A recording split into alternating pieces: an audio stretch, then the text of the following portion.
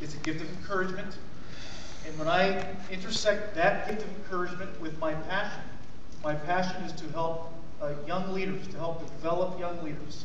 When I put those two together and good happens, man, I feel His pleasure. I feel His pleasure. And it's an act of worship. As Jamie said, it really does draw us close to God. But let me finish here in Romans 12. And I wish we could spend more time on this. I hadn't planned on it, but would love to interact with you more on this if you need some help with this. But in Romans 12, it's interesting. Tom shared this last night.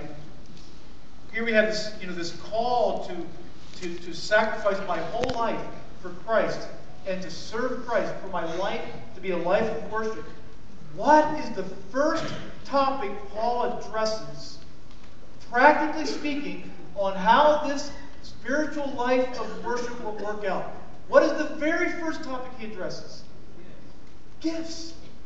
If you ever don't think gifts are important, here is evidence.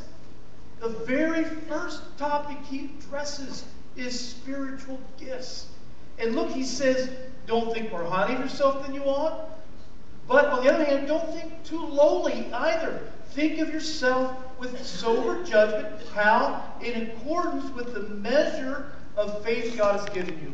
Here's what I want to leave you with.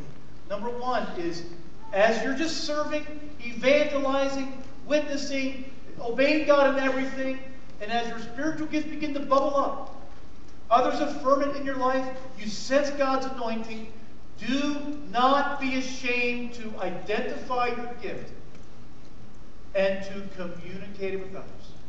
If you have a gift of leadership, if you have a gift of teaching, if you have a gift of service, do not be afraid to say that.